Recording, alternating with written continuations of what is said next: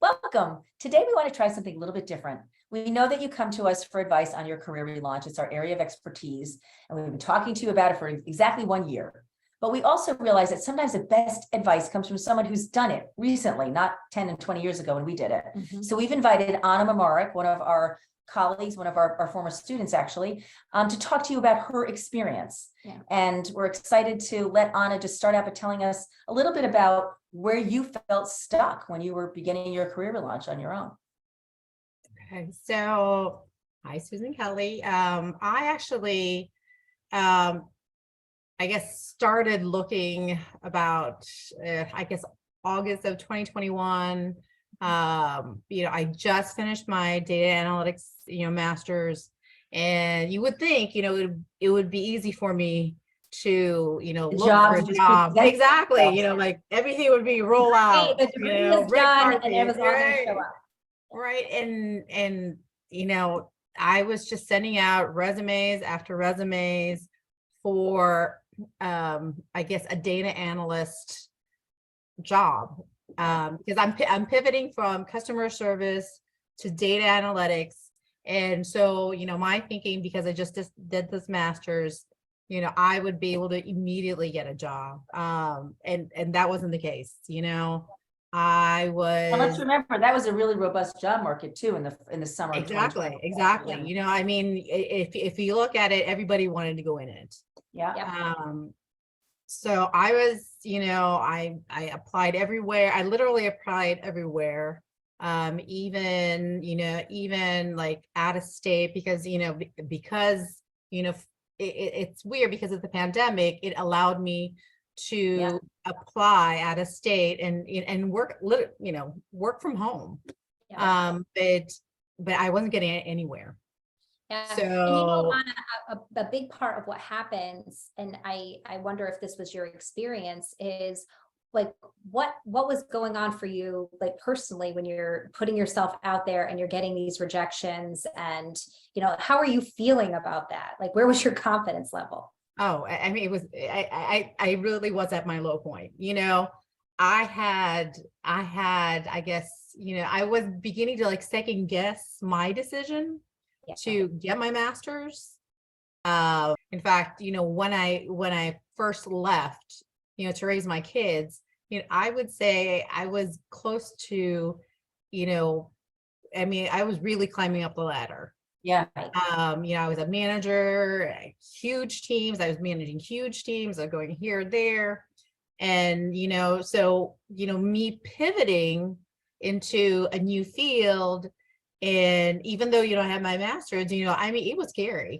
I was beginning to second guess, did I do the right thing? Leave my comfort zone and move into something that's completely new, that I know is very competitive. Yep. And I wasn't getting anywhere, at resume after resume after resume. I was, getting rejections. I got a couple of interviews, but then it never landed me anywhere. So at that point, I really was, ready to move on. And I've looked, and I've researched, I guess this is where my data analytics, comes into play. I've done all my research on, what I need to do, who I need to talk to. And I did that. I remember I even did a program with Google, because they were doing like, you can do like consultation with Google, staff. And they did, they gave me some advice, but it wasn't, it still wasn't getting me anywhere. Yeah. So there were so many resources out there that I literally combed through, I even talked to people and whatnot, and I wasn't getting anywhere. So even someone like you who really had access to resources, needed help. Right. What was the help looking back now? Now you're employed. Tell us where you are and what you're doing. So now I am I guess, Encounters Data Systems Analyst, UPMC. Great. And it's in the medical field, correct? So they're known for, I guess, their hospital network, but they now have a insurance side, which is where I'm at. Got it. Okay. And if you think back now, what was it that allowed you to land this job at UPIT, which is a very well-respected medical center? And What made that difference for you? Why weren't you able to land something like that back in August or fall of 21? And now we were able to land it in the spring of 22. So the difference was listening to everything that we went through. I actually got an email from somebody that I was referred to because I actually thanked them. I actually thanked my interviewer, and I had said, hey, you know what? I know I didn't get the job, but I just wanted to, I wanted to thank you for your time. And if you could just give me a brief, feedback as to why, how I could have done better. Not why didn't you get me, but how I can land my next, interview. And I honestly think, I remember we had this conversation during our meetings, that you said about that networking with your recruiter. Exactly. Work with your recruiter, or work with somebody, and just ask them, just plain out ask them and email them, what I could do better. Yeah. And that in itself, I think, I'd like to think that that was it. That in itself, gave, I guess, help me, help her remember me and actually refer me to this person I'm working for right now. That's great. What's kind of what you said earlier. It's having that confidence to write that email or to make that call. Yes. And honestly, previously, I've never done that. If I got a reject, I'd be like, okay, let's just move on. That was a no. I'm taking it as a no, and I'm going to move on. Exactly. And I just say, you know what, I'll just move on and let me look, at the next job. But my doing that or reaching out to that person, I mean, that literally was that aha moment, that helped me land this job. Yeah. When you are going through this process, and we always tell, we tell our audience that this is what happens, that it's a personal and professional journey. There's so much growth that happens in that period of time. Can you talk a little bit about what happened for you in that personal transformation that happened for you through this process?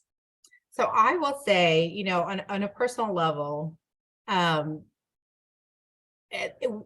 had to learn how to say, or at least not say no, but create boundaries. Because at this point, I had been, I did have that huge gap, that 10-year gap. And then, I did work for a few years, but then, had another gap. So, learning to be able to, not just my immediate family, but, my extended family who were like depending on me to do stuff for them.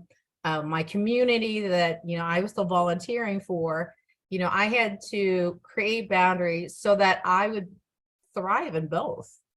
Yeah. So I think part of this, from professionally and personally, is learning a little bit more about myself and what I can and cannot do, and actually be able to accept and be okay with that. Yes. It's actually okay to say no. That's right. There's also that mindset shift of apology. I'm sorry that I took this break, that feeling of the break being a liability. And then that moment, that other aha moment where you say, wait a second, this is an asset. I bring a lot more because of my break. Can you talk about that a little bit? Yes, actually, that was actually one of those things that I will have to say, from your program, that I never even thought of that. I never even thought, the things that I had volunteered during my gap were on things that I was either, I knew I was good at, and I could squeeze it even while I raised my kids. Yeah. And I never even thought that I could utilize, what I did, the organizing, the, creating those MailChimp newsletters, all of my skills that I had thought, oh, this is just for fun. I was able to actually leverage all of those. skills Did, when I did was the, looking when you for it. interviewed, did they buy it? Because I know a lot of did. the women are to do it. They did. Good. They did, because, you know, some of the questions that they were asking were like, were not necessarily work related. It was more of, okay, how do you fit in, you know, within our group, especially the one I'm in, you know, it literally is a brand new group. So, which actually was exciting for me because I've always liked, you know, the uncharted territories and, you know, being able to establish, okay, this is where we go with this. So I guess learning or being able to tell them like the stuff that I did during my gap, you know, fit into that group. So it worked Good. perfectly. Yeah. That's good. So great. So great. If there was any last information that you want or insight you want to impart with this audience, Yeah. the one or two things that really could help them, what Yeah, would it like be? the woman who's sitting out there right now that was in your shoes in 2021, Yeah. what would you say to her? Never give up. Never. I mean, seriously, never give up. Yeah. In fact, I was just telling my friend, she's like, oh, she's like, good for you, you know, but I think it's too late. You know, I've been a house mom or, you know, a homemaker for 28 years. And I was like, you know, it's too late for me. And I was like, oh my gosh, one thing I've learned, it really is never too late. It's never too late. If you really, really want, you know, to do something, like in my case, I wanted to pivot, you know, I wanted to change. And I knew it was crazy. It was crazy for me to start studying again. I hadn't taken calculus since I was in college. And that was like, I don't want to date myself. You're electively going back to calculus. Many That's a good months one. ago. You know, and having to go through it again, you know, with my child who was actually taking calculus 2 at the time. Love that. You know, having to go through that again. You know, I thought at the time was insane, but you know, it got me where I wanted to go. So honestly, never think it's too late. You know, if you want it that badly, and if you want to switch that badly, yes, you do have to roll up your sleeves and maybe you have to cry a little once in a while. Because you're like, what am I doing? But in the end, it really is worth it. Yeah. That's a great way to end. That's the best advice. Yeah. And tell your friend if she wants to come and meet us, that she would be That's our what I was telling her. our longest gap as far as 26 years. Yes. So we'll take a 28er. Yes. Thank you so much, Anna. Yes. Really appreciate your your help. inspiration, and we love seeing and getting this special time with you today. So thank you. One-on-one. Thank And you. for those of you watching, yes, for those of you watching, we'll be doing more of these in the future. We have a whole year's worth of content on everything career relaunch related. So please join our YouTube channel. You can also visit our website at www.preparetolaunchu.com. We look forward to engaging with you and helping you. And again, Anna, thank you so much for helping them. Yes. Thank you.